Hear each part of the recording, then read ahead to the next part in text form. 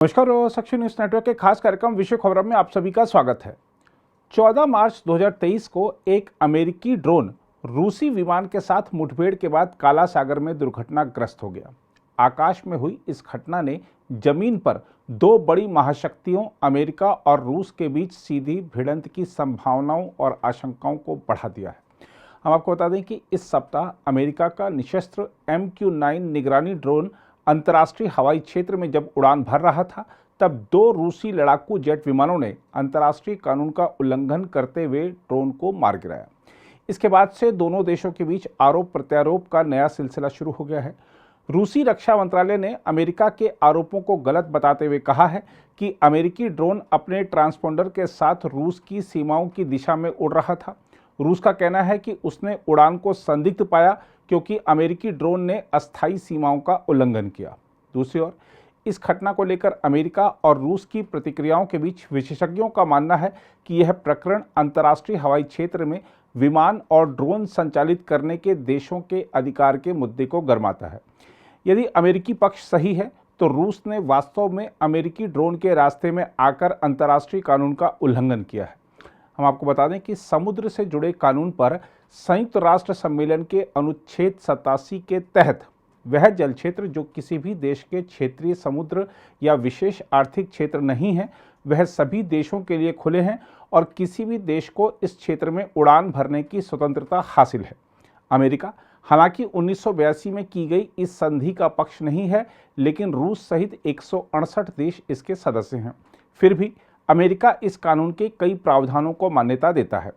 इसलिए अमेरिका का मानना है कि उसके अधिकार क्षेत्र में रूस ने सीधे तौर पर हस्तक्षेप किया और यह कृत्य अंतर्राष्ट्रीय कानून का खुला उल्लंघन है।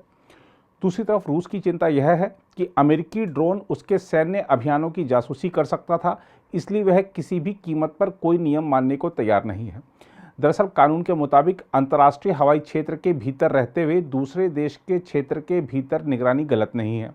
अमेरिका इसी बात का फायदा उठाना चाहता है और रूस ऐसा नहीं होने देने के लिए कमर कस चुका है। वैसे इस पूरे घटनाक्रम में ऐसा प्रतीत हो रहा है कि रूस यह मानकर चल रहा है कि वह यूक्रेन में अपने विशेष सैन्य अभियान के लिए नए सिरे से अंतर्राष्ट्रीय सीमाएं स्थापित करने का हकदार था, लेकिन अमेरिका ने उन सीमाओं की अवहेलना की। दरअसल रूस ने फरवरी 2022 में काला सागर के उत्तर पश्चिम भाग में नेविगेशन को प्रतिबंधित करने के लिए समुद्री बहिष्करण क्षेत्र स्थापित किया था। अमेरिका ने भी इराक पर आक्रमण के सिलसिले में 2003 में भूमध्य सागर में एक समुद्री सुरक्षा क्षेत्र स्थापित किया था। लेकिन इस सबके बावजूद रूस के पास अमेरिकी ड्रोन के खिलाफ बल प्रयोग करने या हस्तक्षेप करने का एक उचित आधार केवल तभी होता जब यह ड्रोन सशस्त्र हमले का एक खतरा पैदा करता या वह किसी लक्ष्य पर हमला करने के लिए भेजा गया होता। वैसे भी यह MQ-9 ड्रोन था जो कि निशस्त्र था। वैसे यह पहली बार नहीं हुआ है कि किसी देश ने अमेरिकी या अन्य किसी देश के निगरानी विमान की राह में बाधा पहुंचाई है और इसे मार गिराया है। 2001 में एक चीनी लड़ाकू विमान चीन के हैनान द्वीप से 70 मील की दूरी पर उड़ रहे अमेरिकी सिग्नल खुफिया विमान से टकरा गया था। अमेरिकी विमान को इस तरह क्षतिग्रस्त कर दिया गया कि उसे हैनान पर आपातकालीन लैंडिंग करनी पड़ी थी, जबकि चीनी लड़ाकू विमान खुद दुर्घटनाग्रस्त हो गया था। इसके अलावा चीन ने ऑस्ट्रेलियाई और कनाडाई विमानों को भी रोका था जो अंतर्राष्ट्रीय हवाई क्षेत्र में नियमित निगरानी कर रहे थे।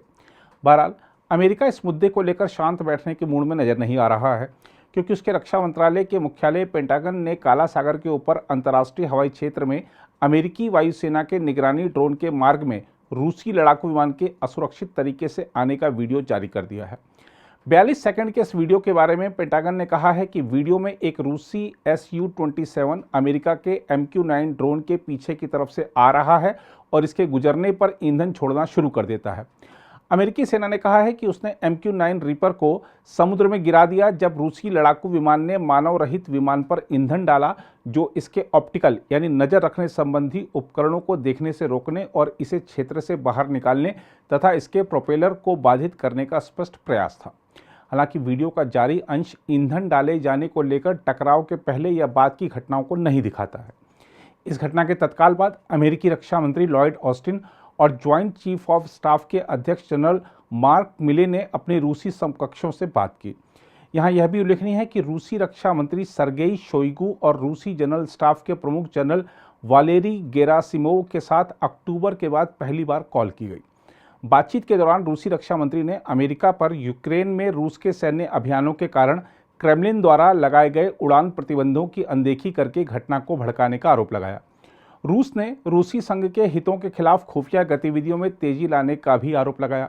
वहीं अमेरिका का कहना है कि यह घटना रूस के बढ़ते दुस्साहस को दर्शाती है। बहरहाल देखा जाए तो विमानों के खतरनाक तरीके से एक दूसरे के सामने आने के प्रयास असामान्य नहीं है, लेकिन यूक्रेन में युद्ध के बीच हुई इस घटना ने चिंता बढ़ाई है कि ऐसे मामले अमेरिका और रूस को सीधे संघर्ष के करीब ला सकते हैं। इस घटना के बाद दोनों देशों के रक्षा व सैन्य नेतृत्व के बीच हुई यह बातचीत इस मामले को गंभीरता को भी रेखांकित करती है। इसके अलावा दुनिया भर में जिस तरह इस मुद्दे को लेकर चर्चा हो रही है, वह भी दर्शाता है कि दुनिया एक और युद्ध की कल्पना से ही सिहर उठी है, क्योंकि रूस यूक्रेन युद्ध पहले ही सभी को प्रत्यक्ष या अप्रत्यक्ष रूप से प्रभावित कर ही रहा है। अगर आप भी लेना चाहते हैं देश दुनिया की तमाम जानकारी तो आज ही सब्सक्राइब करें हमारे चैनल को। साथ ही नीचे दिए बेल आइकन को जरूर दबाएं ताकि हर अपडेट आप तक पहुंच सके।